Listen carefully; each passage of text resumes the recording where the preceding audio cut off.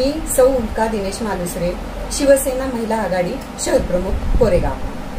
आज 8 मार्च जागतिक महिला दिन। सर्वप्रथम मी सर्व महिलांना जागतिक महिला दिनाच्या मनापासून शुभेच्छा देते। आज कोरेगावमध्ये आपल्या नामांकित उद्योजिका जी शून्यातून विश्व निर्माण करते, जी आपल्या चांगल्या चांगल्या पोस्टवर जर आज एखादी महिला पोस्टवर चांगले येत असेल तर तिचा सन्मान करणं हे आपलं कर्तव्य ठरतं। आज सप्ततारा न्यूज तर्फे आज आपण एक कोरेगावातील नामांकित उद्योजिका सौ विद्याताई चव्हाण, आज आपण त्यांचा जीवनपट आज आपण सर्व समाजासमोर आणणार आहोत की त्यांचं करिअर म्हणा की त्या आज ह्या टप्प्यापर्यंत कशा पोहोचल्या, आज ते आपण सर्व त्यांच्याकडून जाणून घेणार आहोत। तर आज आपल्याला त्यांची मुलाखत घ्यायची आहे, तर आज आपल्या समोर आहेत सौ विद्याताई चव्हाण। नमस्ते, माझं नाव विद्या तुकाराम चव्हाण।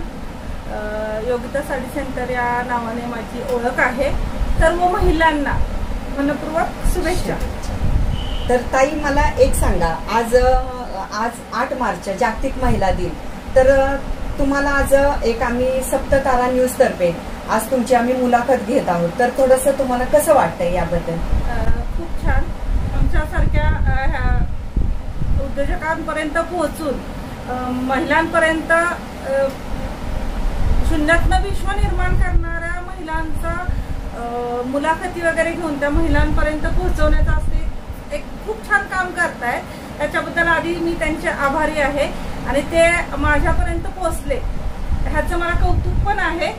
आपण आता तुमचं म्हणजे लहानपणापासून की आत्ताच्या ज्या स्टेजला तुम्ही आहात, तर तो आपण जीवनक्रम आपण थोडा पाहणार आहोत। तर मला एक सांगा की आपलं बालपण कुठे गेलं? माझा जन्म मुंबईला झाला।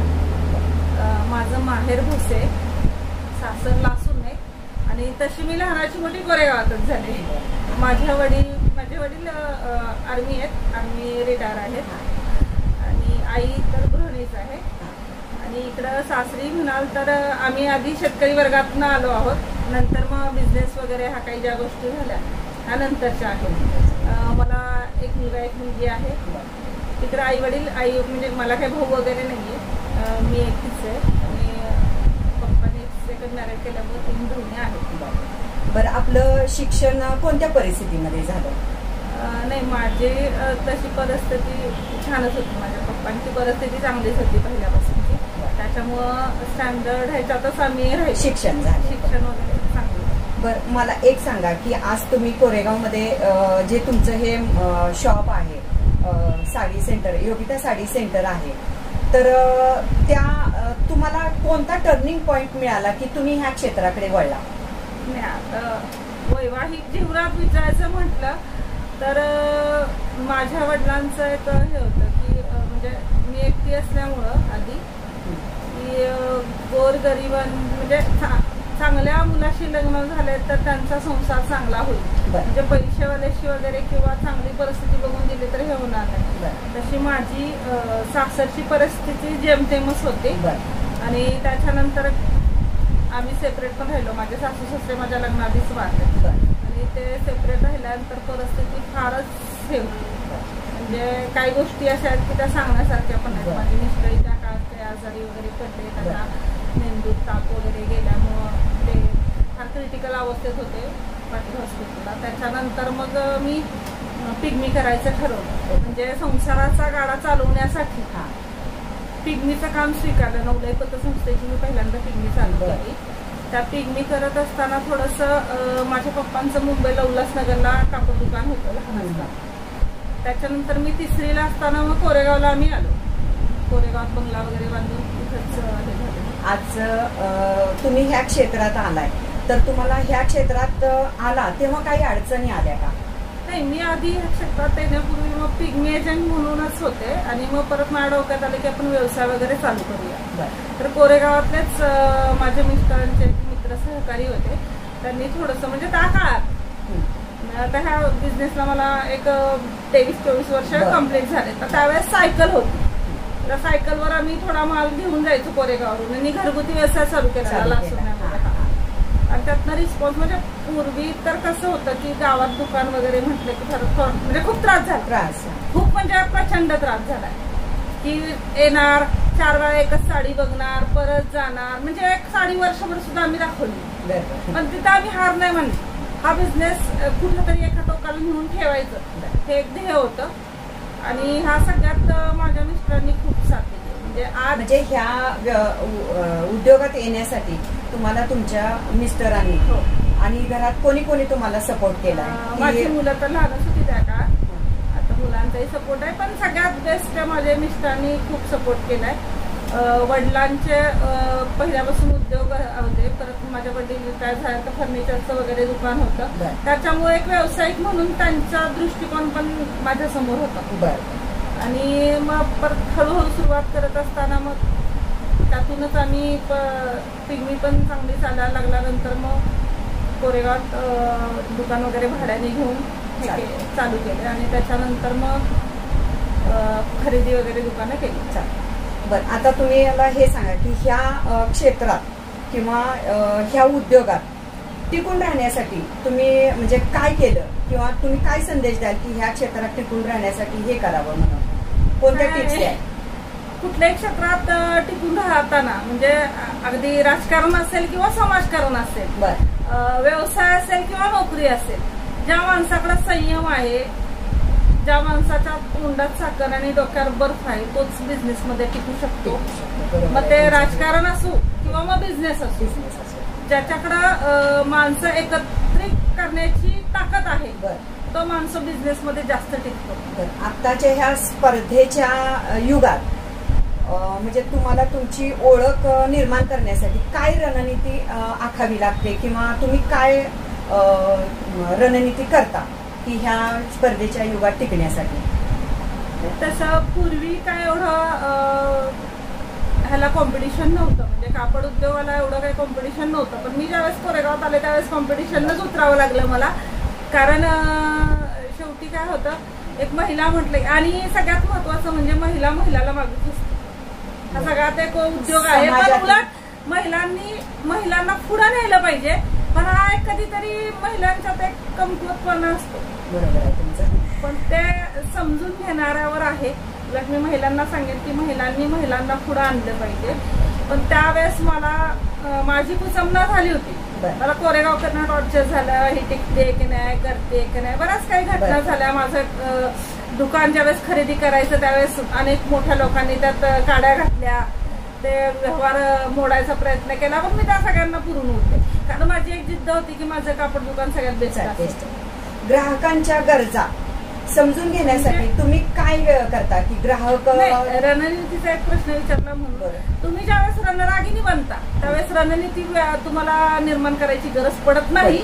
हे माझं महत्वाचं उद्देश आहे की तुम्ही तुमच्या संस्कारातनं, तुमच्या उद्देशातनं, तुमचा संयम हे ज्यावेळेस मार्केटमध्ये तुम्हाला सगळ्यांकडनं कळतं किंवा त्यांना आपली बाजू किंवा आपली बाजू त्यांना पटते, त्यावेळेस ती रणनीती वापरायची काही गरज पडत नाही.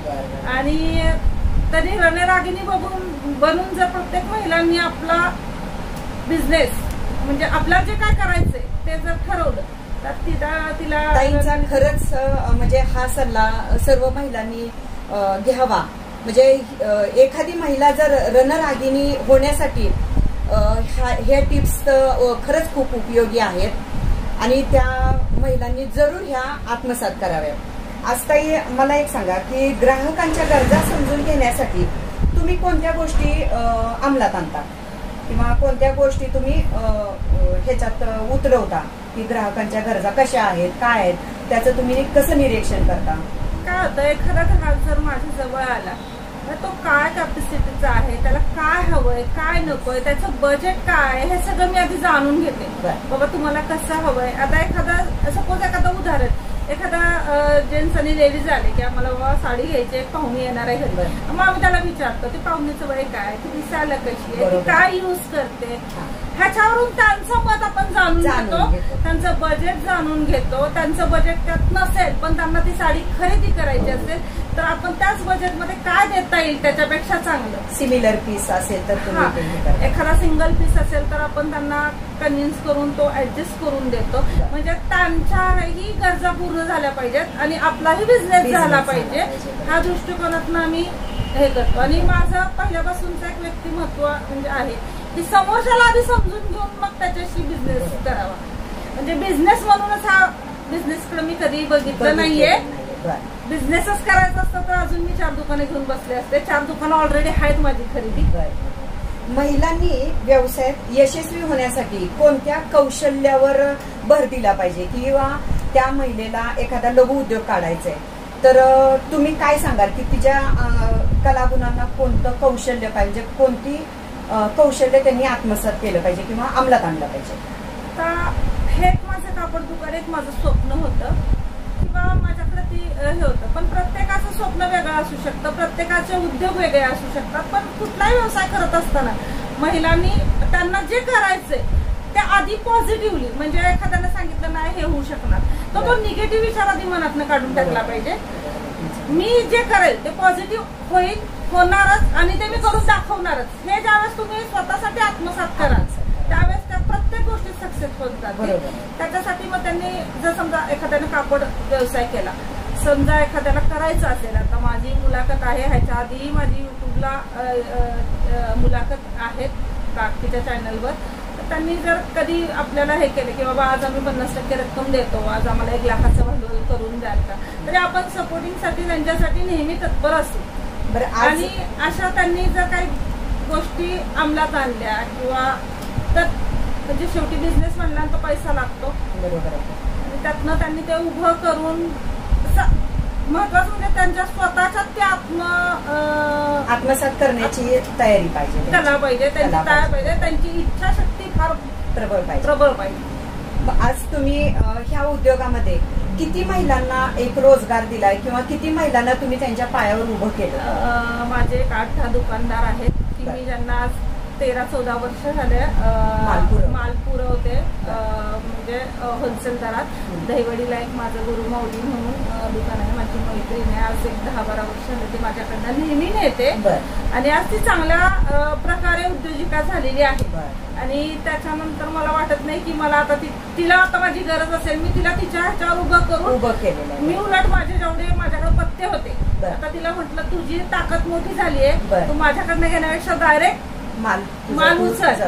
आणि तरी पण ती मला नेहमी विचारत असते प्रत्येक गोष्टी. सातारमध्ये एक आहे सरांची गाडी मुलगी होती, आता लग्न वगैरे झाले, तिची आई मम्मी वगैरे, एक आमचे कौटुंबिक संबंध आहेत. पण असे बरेचसेच आहेत 10-12 दुकानदार की ज्यांना आपण चांगल्या प्रकारे उद्योजक बनवले. या उद्योजकासाठी म्हणजे काही शासकीय योजना किंवा काही सुविधा आहेत तर त्या कितपत अंमलात आणल्या पाहिजेत? कसं आहे, किती उपयुक्त ठरतात? माझं एक मत आहे की मी शासनाला मीच सोडत नाही कुठे. काही कारण महिलांनी सुविधा आली तरी मी त्या सुविधाचा लाभ घेते. आणि सगळ्यांनी हा घ्यावा, कारण हे आपल्याकडनंच शासन परत पैसे कमवत असते. कुठेतरी ते रिप्लेस फिरले पाहिजेत तर आपण जीएसटी टॅक्स वगैरे भरू शकतो. नाही, देणं घेणं तर चाललंच पाहिजे. तर मुद्रा म्हणून जे आता मोदींनी हे केलेलं आहे तर महिलांसाठी त्याचं छान आहे आणि त्याला 30% सबसिडी आहे. ते डॉक्युमेंट त्यांनी कम्प्लीट केले तर ते स्वतःचं 5 लाखापर्यंतचं भांडवल उभं करू शकतात. लघु उद्योग केंद्रात जर तुम्ही गेला तर तिथं सगळ्या प्रकारचे GR तुम्हाला वाचायला भेटतात. दर महिन्याला तुम्ही त्याचे अपडेट घेतले तरी भरपूर त्याचं नॉलेज मिळतं. 60% सबसिडी आहे महिलांनी आणि महिलांनी त्याचा लाभ घ्यावा. अगदी एखादी शिक्षणात कमी असेल तरी चालेल, काही हरकत नाही, पण शिक्षण म्हणजे लाभ घेण्यासाठी शिक्षणच असावं असं काही नाहीये. तुम्ही कागदोपत्री जेवढं तुम्ही हे असाल क्लिअर असाल तर तुम्हाला लोन वगैरे भेटणार, सबसिडी भेटणार आणि शासनाला कुठेही सोडू नये. त्याच्यात आपलं भांडवल उभं राहील, त्याच्यावर आपण आपल्या पायावर उभं राहू शकतो. हे सगळ्यात महत्वाचं आहे. आज ताईंनी जे स्कीम असेल किंवा ज्या शासकीय योजना, ज्या सुविधा आहेत तर त्या घेण्यासाठी ताईंनी जी खरं खूप छान सांगितलेलं आहे की महिलांनी ह्या सुविधांचा फायदा घ्या. की आपल्याला आज जर सरकार देतंय, एखादी महिला जर त्या सुविधा किंवा त्या योजनेद्वारे जर एखादी महिला उद्योजिका होऊ शकते तर तिचं घर नक्कीच चालणार असं मला पण वाटतं. आणि ताईंनी पण खूप छान सल्ला दिलेला आहे. तर त्याबद्दल खरंच ताई तुमचं पहिल्यांदा म्हणजे हे आहे की तुम्ही त्या योजना सगळ्या वापरता, त्याचा पुरेपूर फायदा घेता. तर ताई घेतलेले आहेत फायदे आणि सगळ्यांनी जरूर ह्याचे फायदे घ्यावेत. आणि आज 8 मार्चच्या निमित्ताने मी अजून त्यांना सांगू इच्छिते की म्हणजे तुम्ही हे फायदे घेतलेच पाहिजेत. आणि का नाही घ्यायचे? बरोबर आहे. आपण 50-50% आहोत. बरोबर आहे.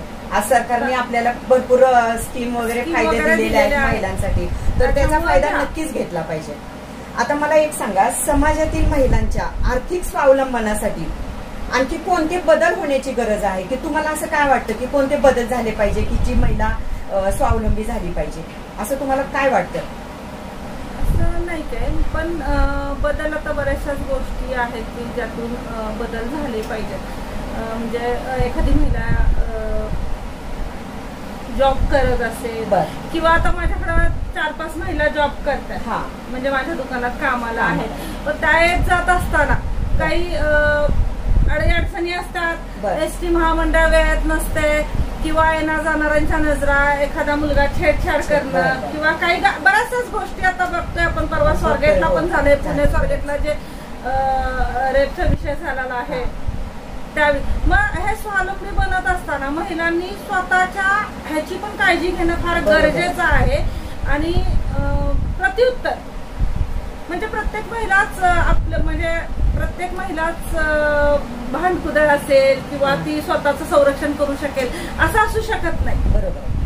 एखादी गरीब असते, एखादी न बोलणारी असते, तर अशा काही बऱ्याचशाच गोष्टी असतात. तर त्यात बदल व्हावा असं माझं मनपूर्वक हे आहे की समाजात फिरताना महिलांना खूप अडचणी येत असतात, तिथं त्यांनी स्वावलंबी बनावं. बाकी तर मग आता तुम्हाला लोनसाठी असेल किंवा काय तर त्याच्यासाठी स्कीम आहेत. आमच्या सारख्यांचे काही असतील आधार तर ते घेऊ शकताय तुम्ही, दुकान उभं करण्यासाठी वगैरे माल वगैरे देऊ शकतो. पण हे बदल समाजात घडणे फार गरजेचे आहे की ते स्वतः स्वावलंबी झाल्या पाहिजेत ह्या गोष्टीसाठी. आणि मला असं वाटतं की त्यांनी खरंच स्वावलंबी व्हावं.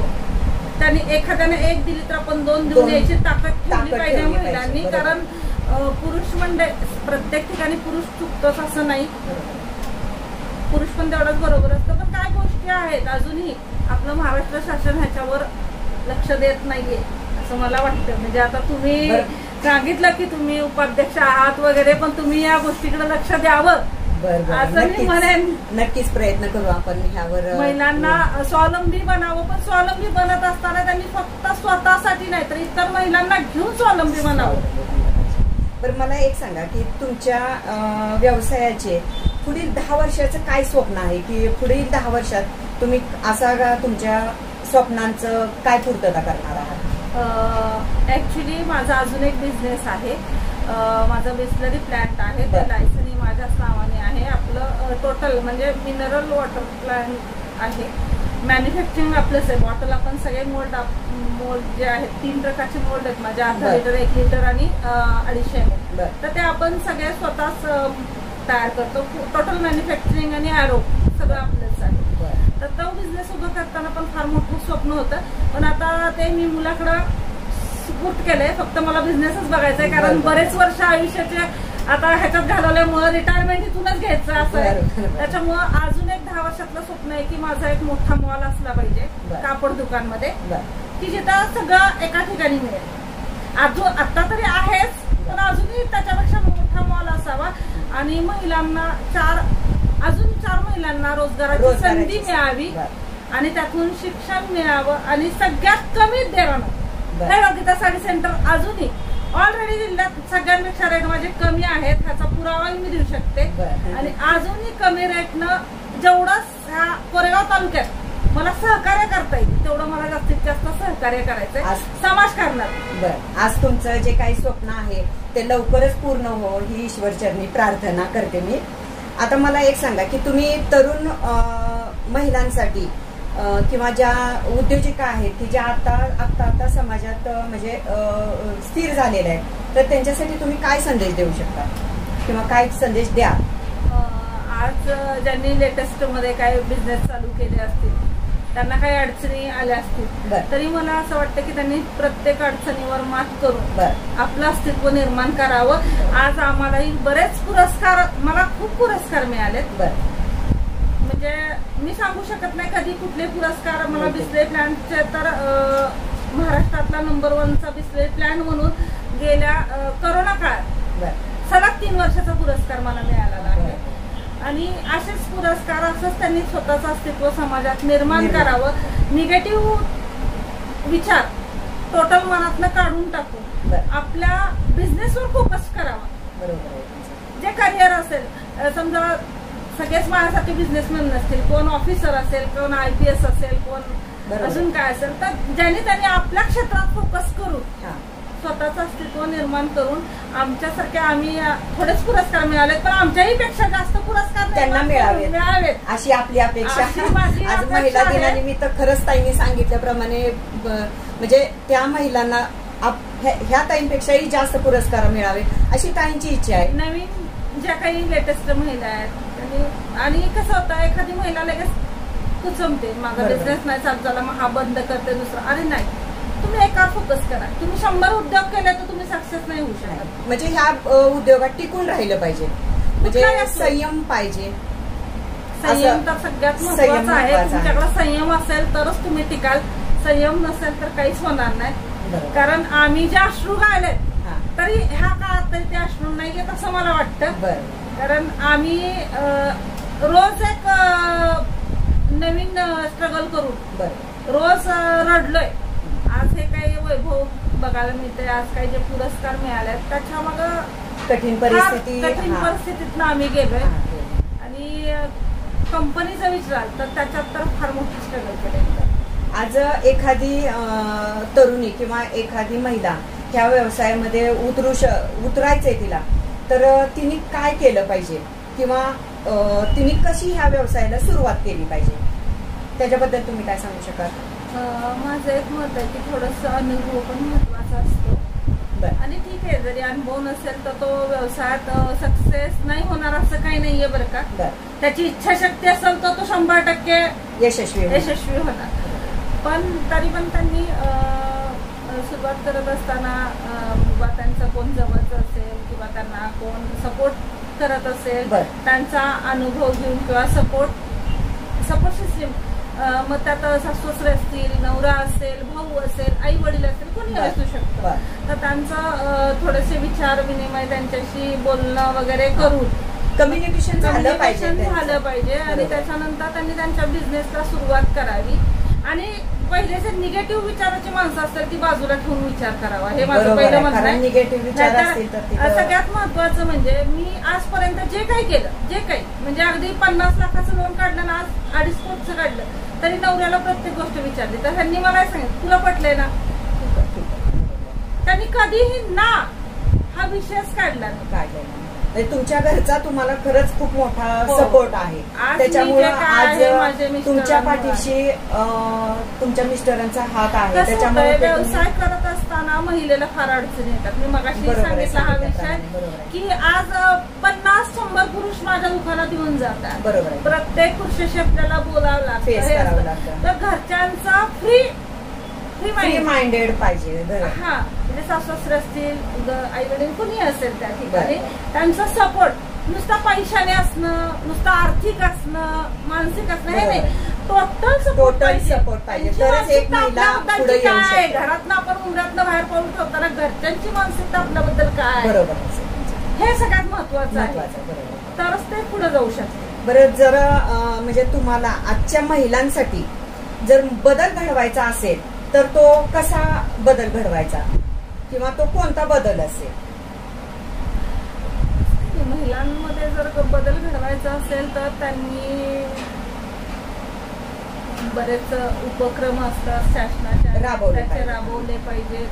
तुमच्यासारखे जे आता सप्ततारा न्यूजवाले आमच्यापर्यंत पोहोचले त्यांनीही त्या लोकांपर्यंत पोहोचलं पाहिजे. त्यावेळेस एकमेकांचं कम्युनिकेशन ज्यावेळेस होतं त्यावेळेस समाजात आपल्याला नेमकं काय घडवायचंय आणि समोरच्याला काय बदल अपेक्षित आहेत. म्हणजे जर मी आज उद्योजक आहे तर माझ्या कस्टमरला माझ्याकडनं काय बदल अपेक्षित आहे. बाबा आज नवीन व्हरायटी आली साड्यांची, विद्या ते आलं होतं ठीक आहे, पण त्यांनी सांगायच्या आधी आपण हा बदल घडवला पाहिजे की नवीन मार्केटला काय आले. बरोबर. म्हणजे आधी पहिला आपण बदल घडवला, आपण स्वतःच बदल घडवला पाहिजे, तर आपण समाजमध्ये बदल घडवला पाहिजे, नाहीतर आपण ते काय करू शकत नाही. बरोबर. आणि आता एक तुम्ही दुसऱ्याला बदलायचं असेल तर स्वतः बदललं पाहिजे. हे ज्याच्याकडे आहे ना तो नक्कीच सगळीकडे बदल घडवू शकतो, मग ती महिला असो किंवा पुरुष असो. आता तुम्हाला मला एक तुमच्या आयुष्यात म्हणजे तुम्हाला सर्वोत्तम सल्ला कोणाचा मिळाला? माझे पप्पा. आणि तो काय मिळाला की जेणेकरून तुमचं आपण म्हणतो की नाही की एखाद्या महिलेचा किंवा ऑल ओव्हर की आपण म्हणतो एक टर्निंग पॉइंट असतो की त्या ठिकाणी आपण टर्न होतो आपल्या आयुष्य. आपण म्हणतो ना एखादा पॉइंट मिळाला की ते आयुष्य आपलं टर्न होतं. तर तुम्हाला कसं काय असं तुम्हाला काय सल्ला मिळाला की जेणेकरून तुमचं आयुष्य टर्न झालं? माझं कसं आहे, मी वडिलांच्या घरी कधीही मला शेती माहित नाही, बांध माहित नाही, घरी स्वयंपाक करणं माहित नाही. म्हणजे मी फार लाडात आणि खूप लाडात वाढलेली मुलगी आहे. पण त्याच ज्यावेळेस लग्न झालं, एकदम ज्यावेळेस परिस्थितीने टर्न घेतला, त्यावेळेस कधीही रान माहित नसलेलं भांगलायला गेलेली मुलगी मीच आहे. अरे त्याच्यामुळं तो टर्न वेगळा होता. मग माझ्या वडिलांच्या डोळ्यात अश्रू आले ज्यावेळेस ते बघायला आले. मला म्हटलं की आज मी म्हणजे काय लाडात मुलीला वाढवलं, मीच माझ्या हाताने आज तिला दिल्यानंतर एकदम म्हणजे हा निसर्ग पुढे कधी कुणाचं चालत नसतं, तसं नशिबा पुढेही कधी कुणाचं चालत. आज तुम्ही भावनिक झालेला आहात वडिलांचं नाव. पण ते काय होतं म्हणजे त्यांनी मला शिकवलं की प्रत्येक परिस्थितीला तोंड दिलं पाहिजे, सामोरं गेलं पाहिजे. की तू चल आपण तिकडं राहूया. म्हटलं नाही, ज्या दिवशी दिलाय त्या दिवशी तुमचा माझा विषय संपला. मला माझा संसार उभा करायचा आहे आणि मी तो आज खरंच हिमतीनं केलाय. त्याच्यामुळं मला त्याचा अभिमान आहेच. पण माझे वडील आणि माझे मिस्टर हे दोन सपोर्ट सिस्टीम एवढे मोठे आहेत की त्यांनी चांगलं शिकवलं आणि ह्यांनी मला खूप छान सांगते. त्याच्यामुळे आज तुम्ही खरंच खूप भावनिक झालेला आहात. पण तुमचं करिअर घडलं, आज तो टर्निंग पॉइंट तुम्हाला मिळाला. महत्वाचा विषय असा आहे की प्रत्येकाच्या आयुष्यात एक टर्न असतो आणि तो त्याला त्या वेळेची जाण असायला पाहिजे. बरोबर आहे. आज माझ्याकडे किती पैसा असेल नसेल, उद्या नसेलही, पण परिस्थितीला प्रत्येकानं तोंड दिलं पाहिजे. हे माझं सगळ्यात महत्वाचा विषय आहे. आज आपल्या इथे योगिता साडी सेंटरच्या उद्योजिका सौ विद्याताई चव्हाण यांनी आपला एक जीवन प्रसंग आपल्या पुढे मांडलेला आहे. आज सप्ततारा न्यूज त्यांनी खरंच एक सुंदर म्हणजे उपक्रम राबवला आहे की आज आपल्याला ह्या महिला भगिनींचा मला म्हणजे त्यांचा जीवनपट आज सगळ्यांसमोर मांडता आला. आणि ताईंनी सांगितल्याप्रमाणे ते खरंच आहे बरं का की समाजामध्ये एक महिलेचा पाय खाली खेचू शकते. तर आज माझं एकच अगदी मनपूर्वक एकच सांगणं आहे की महिलांना पुढे जाण्यासाठी वाव द्यावा किंवा एखाद्या महिलेला गरज असेल तर एखाद्या महिलेने तिला सपोर्ट करावा, तिला विचारपूस करावी की बाबा तुला काय पाहिजे काय नको, किंवा तिला काय अडचण असेल तर आपण तिची अडचण सोडवावी. म्हणजे ही खरं गरज आहे काळाची. आणि आज त्यांनी सांगितल्याप्रमाणे महिला निडर झाली पाहिजे. तो पण खरं विषय हाताळण्यासारखा आहे की महिला आज समाजात निडरपणे वावरली पाहिजे. म्हणजे आज महिलांना कराटे शिकलं पाहिजे. आज महिला म्हणजे निडरपणे छातीटोकपणे बाहेर फिरली पाहिजे. आज बाहेरच्या देशामध्ये सुद्धा बघा खूप महिलांविषयी म्हणजे इतके चांगले उपक्रम राबवले जातात. तसंच आपल्या महाराष्ट्रात सुद्धा उपक्रम राबवतील अशी मी आशा करते. आणि आज परत एकदा मी सर्व महिलांना जागतिक महिला दिनाच्या शुभेच्छा देते. धन्यवाद ताई. आज सप्ततारा न्यूज तर्फे आज आपल्या इथे कोरेगावातल्या रणरागिणी आपण म्हणूयात आणि योगिता साडी सेंटरच्या उद्योजिका तर त्या आज आपल्याला मुलाखत घेण्यासाठी आज त्यांचा बहुमूल्य वेळात वेळ काढून त्या आमच्यासाठी हजर राहिलेल्या आहेत. तर आज आपण सप्ततारा न्यूज तर्फे आपण आज त्यांचा एक सत्कार करणार आहोत. आणि आपल्या भारताची एक परंपरा आहे की अतिथी देवो भव किंवा आलेल्या पाहुण्यांचं सत्कार करणं किंवा त्यांचा सन्मान करणं. हे आपलं काम आहे. तर आज मी त्यांचं शाल श्रीफळ देऊन त्यांचा सन्मान करतेय. आणि आज मला खरंच अभिमान वाटतोय की आज एक महिला एक महिलेचा सत्कार करतेय. तर ही खरंच खूप अभिमानाची गोष्ट आहे. तर मी आता त्यांचा सत्कार करतेय.